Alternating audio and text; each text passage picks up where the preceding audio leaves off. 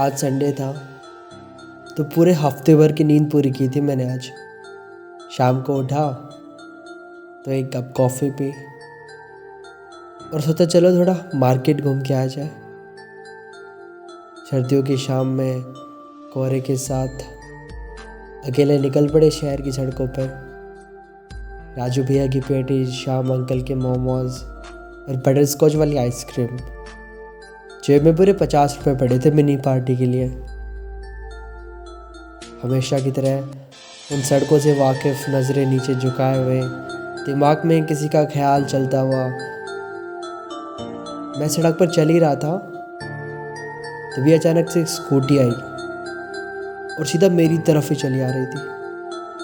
मुझे लगा मोहतरमा अब तो ब्रेक मारेंगी, पर उनकी सवारी तो एक्सप्रेस निकली। स्कूटी का हैंडल सीधा माथे पे जा लगा।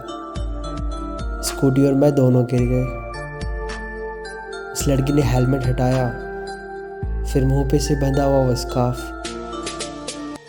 पहले आंखें, फिर गाल, फिर होंठ, फिर पूरा चेहरा सामने था। माथे की चोट अब चोट ना रही, दिल वाला दर्द हावी होने लगा था। वो चेहरा बखूबी पहचानती थी मेरी आंखें। उन पलकों को इत्मीनान से झपकते देखा था मैंने। उन होठों के हर लफ्ज़ से वाकिफ़ था मैं। उन जुल्फ़ों को कई बार संवारा था मैंने। उसने बिना मुझे देखे अपनी स्कूटी उठाई और बोला आई एम सो सॉरी। मेरे होठों में इतनी हिम्मत नहीं थी कि उसे कुछ रिप्लाई दूँ। मैं चुपचाप उठा और चल दिया। पीछे से आवाज़ आई, लिसन। मैं नहीं रुका। I am talking to you. वो भागते हुए मेरे पास आई। उसने कंधे पे हाथ रखा। सुनाई नहीं देता तुमको? तुमसे बात कर रही हो। मैंने पीछे मुड़कर देखा। मेरी आंखें उसकी आंखों में देख रही थी। कंधे पे उसका हाथ ढीला पड़ गया। उसके चेहरे की सारी रंगत उतर गई। उसने अपना हाथ हटाया।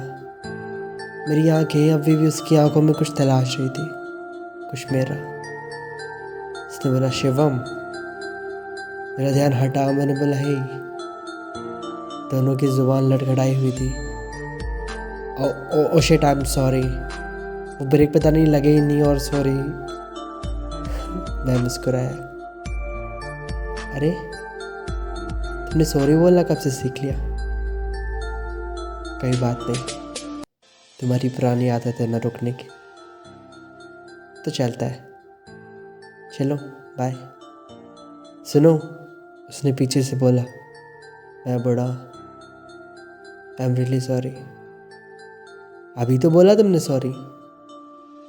नहीं, उन सब चीज़ों के लिए। हाँ, इट्स ओके, बाय, मैं चलता हूँ। सुनो शिवम, उसने फिर बोला। बोलो। नहीं था दिमाग यार, हो गई गलती। मुझे एहसास है अपनी गलती का, माफ़ कर दो। मैं मुस्कुराया। वो क्या है ना मैम, किसी भी रिश्ते को बचाने के लिए हद से गुजर जाना चाहिए। और अगर फिर भी वो रिश्ता ना बचे तो मतलब रिश्ता टूटा नहीं है, रिश्ते को तोड़ा गया है। और शायद मैंने हर एक कोशिश कर ली थी। और तुमको एक बात पता है, कभी मंजिल के लिए निकलते हैं ना तो रास्तों में कुछ जगहों से अटैचमेंट हो जाती है। पर हमको पता रहना चाहिए कि आपकी मंजिल कुछ और है। वो तो बस कुछ समय का ठहराव है। तुम्हें कभी प्यार ही समझ नहीं आया तो ये बातें कैसे समझ आएंगे? पर मेरी जान बख्श देना, किसी दिन स्कूटी से उड़ा मत देना मुझे। मेरी मंजिल अभी बाकी है। Good bye.